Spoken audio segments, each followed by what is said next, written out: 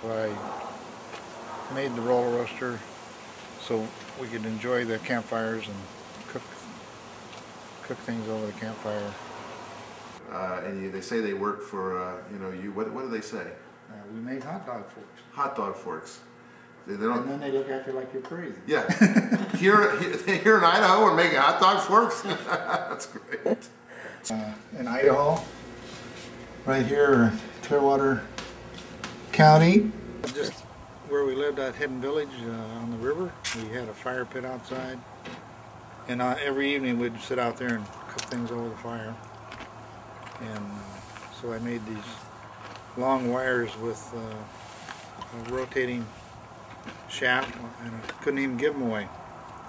So I got the idea to telescope them down to a compact size and go out to a good length for toasting marshmallows over the campfire. And people really liked them, so I kept selling them to our friends and stuff. And pretty soon, Jan, my wife, she bet me that I couldn't make 500 of them and sell them before Christmas. I proved her wrong, and we've been making 500 for years every month. It was the best bet I ever lost. As it roasted things and it rolled, so I thought, let's call it a Rolla Roaster. Well, I invented the Rolla Roaster in around '81, and then we started a family. And when I actually bought a shop and expanded, that's when the business started growing and got hired help to. The product itself promotes family and community, enjoying the outdoors. Well, my wife's uncle is an outfitter, and they have clients from all over the country up in Idaho.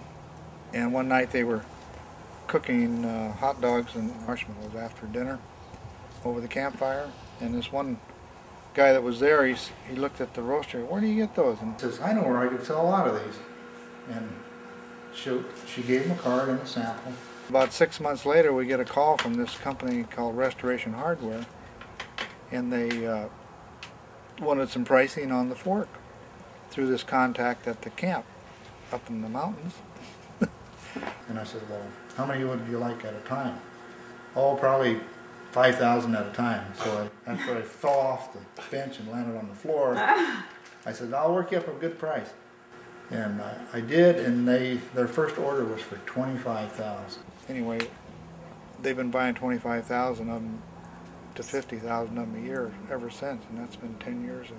The mission came to be over a campfire. Yep. Not a marketing trip, not a show, yep. Nothing. And same way with REI, I got them by calling them, and the buyer was enthused about the product like you were. When I was 3, I had polio, and then I never had use of that arm for my whole life. And when I was 21, I had it amputated because it was just in the way and it was useless. So get a s'more, or cook a hot dog with yeah, your hand. Just got to do the twist. Yeah. Figure out things and make things that are different. And people have ideas. I help them work it out to put them on the market. So. Yeah, it's always been this experience of, if we're struggling with something, Bob thinks of something, a way of making it easier. So his handicap, if anything, it's just challenged him to think of a better way and a more efficient way of doing something. It's awesome. I just made the equipment to put it together. Well, I kind of design everything to be used with one hand, so if you can use it with one hand, 2 hands work better.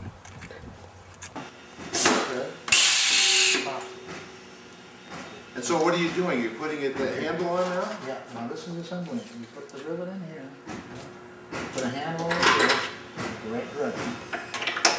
These knobs are heated, they will work down, pop it.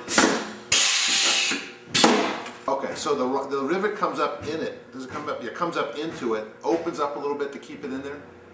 So I made 3 of these machines, so we got one over there, and this is 6,000 a day with 3 people. They took all the popular forks that were made in the United States and overseas, I guess, and they compared them all. The folding fork ended up winning the contest for the best all-around fork for the money. The whole thing's a story. You just don't realize. the story of. Are you getting all this? This is a story. I know it This is what camping's all about. I'll send you a